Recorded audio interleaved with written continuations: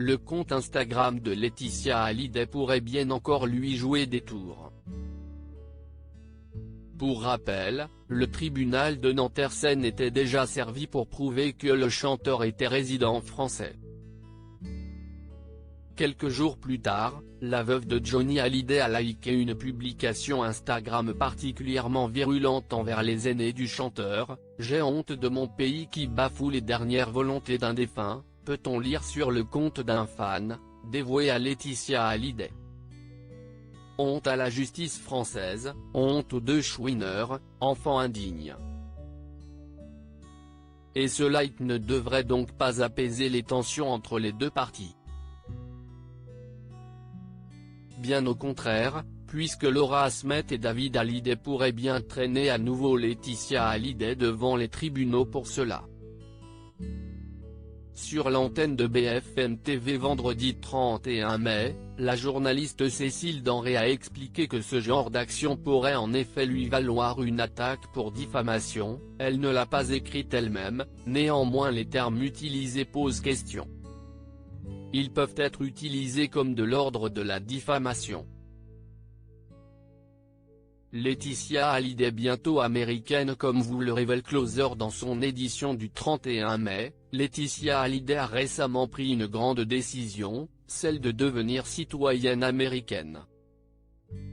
Elle l'a demandé 5 années après avoir obtenu le statut de résident permanent, la fameuse Green Card, expliquait Maître Amir Aslani, son avocat, sur BFM TV.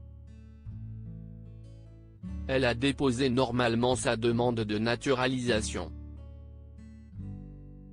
Chose que l'artiste aurait faite également. Et avant ces 5 ans, ils étaient déjà résidents, mais avec des visas. C'est donc au mois de mars que la veuve aurait rempli les dossiers. Et ce rebondissement pourrait bien aider la veuve de Johnny Hallyday dans la bataille judiciaire qui l'oppose à David et Laura. Cela va nous permettre de développer, de nouveau, nos arguments face à la cour d'appel, a détaillé son conseil. La réalité, c'est que dès lors que l'on vit plus de 6 mois de l'année quelque part, que les enfants y sont scolarisés, que l'on paye ses impôts là-bas, qu'on vote là-bas, que l'on enregistre ses albums là-bas, on est résident de ce pays. C'est la suite naturelle de la volonté d'une famille de s'établir là-bas. Il n'y a pas là une malice de la part de Laetitia.